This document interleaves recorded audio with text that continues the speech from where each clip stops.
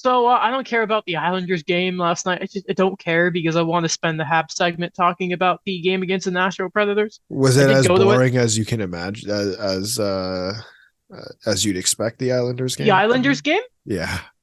it wasn't so much boring. It's just that the Habs weren't willing to play hockey until the third period, So that's a which was tough. rebuilding team if you if I've ever seen I one. mean, that was You a know what I big mean? story for them last year. Anyway, Yeah.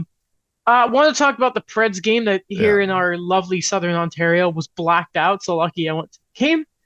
Um, a real character win for the Habs. So first off, we should mention PK Subban did mention that Jeff Molson was the one who reached out to him not long after PK retired to organize the whole night.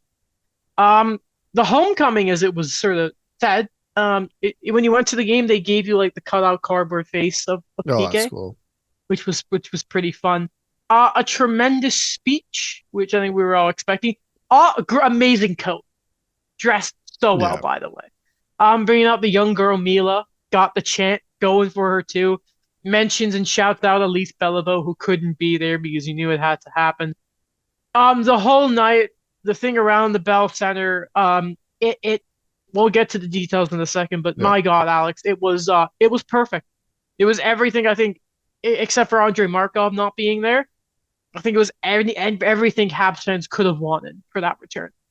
Yeah, and I think especially for a guy like PK, and like we obviously don't need to revisit the stuff before. I have my opinions on it, but we don't need to revisit God help me if this revisit. podcast had started when that trade happened. Yeah, we don't. Yeah, we won't. We don't need to revisit that that stuff. But like, I think it's a guy who deserved the and they were actually Friedman was talking about it. I don't remember whichever platform he was on. He was they were talking about like he didn't get really get like a goodbye. No one, everyone kind of expected him to sign with a team, and then he never ended up signing with a team. So it felt like that was the goodbye that we all expected to happen, but never really got to get to see. So I think it was a guy who definitely deserved it from a market who, like, he devoted a lot of time on and off the ice for.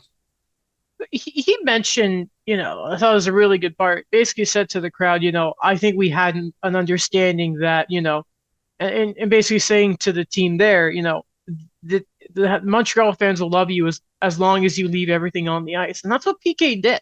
Mm-hmm. Um, it's not even just, and I mentioned this a couple of weeks ago. We got to remember his last game in a uniform as a Hab, he was stretchered off the ice. Alexei Yemelin, man, that guy loves taking out his own teammates. Oh God, 2014, and I'm ready to accept it. I'm ready to accept it. But he needed it. It was just so special the whole day seeing everything on social media around him. Um, and the moment, Alex, when man, I can't. So his mic's sort of cut out, so you didn't really hear it. But on the jumbotron, and you see Carey Price there, Yeah. and they do the triple low five. Alex, I am tearing up thinking about it. It was the perfect moment. And like the thing of those two, the wallpaper of my phone is that picture of the two of them with their arms around each other. Yeah. Um, the home opener at the start of this season, we got a real goodbye for Carey Price, and I think his partner in crime was PK Subban. Um, and Markov's a different part. Again, I've said I don't think PK wins the Norris without Andre Markov, but those two sort of in the same season getting their real goodbyes from the fans. Um, that's special, man. That is so, so, so special. And Yeah. it's sad too, um, because it really feels like they were robbed of something special, that team together. And it felt like that cup run should have had PK as a part of it. But man, the triple low five was just like such fan service. I love it so much. Can I ask a question about that? Yeah. Okay, so I just didn't know it was a thing. I was oblivious at the time. Was there like controversy about that? So it Can was you something explain it? that I don't mean so to it's crap on the it moment. I'm just yeah, yeah, curious. yeah. No, I think it is important because I don't think a lot of people, if you weren't a Habs fan, wouldn't really understand it. Especially younger fans. I don't think we remember it. So it was a celebration the two of them had. Yeah. And it started as just something they just randomly started doing. And Michel Therrien didn't want them doing it. He shut it There we down. go. There we go. Um, so and he was asked about it apparently a couple of days ago, and basically said it was want to be around about the team. It's just old hockey bull crap that doesn't make any sense. It was just a fun handshake. You know how the Bruins goalies have that? I think Yeah. have a celebration like that. It was legit just a win celebration. Remember, it was so sort of neat. It was put in one of the NHL games. Oh, And even in really? the later ones, if you had them on the same team again, they would still do the celebration. Oh, But no yeah, way. Therrien hated it because Michel Therrien was awful. So it was sort of like Habs Twitter all day was like, we just want to see this. And when Carey was there, it was just such a like it was justice for the fan base seeing that happen. But yeah, that's really what it was. Okay. Something else I want to mention about the game is I think certain players really took to heart that message. Obviously, Caulfield had a pair of goals. He loves scoring when I go to games. I love it.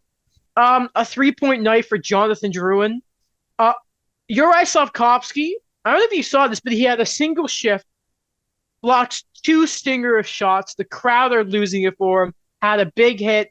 Had a real game where, last time we recorded wasn't very high on the way he was playing. Hmm.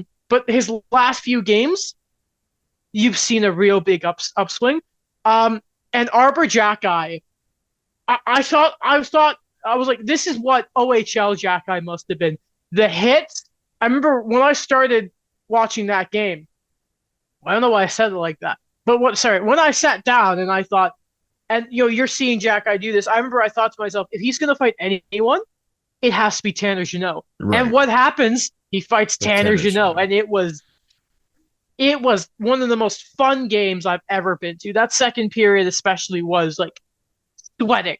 It's crazy, man. Crazy. Good.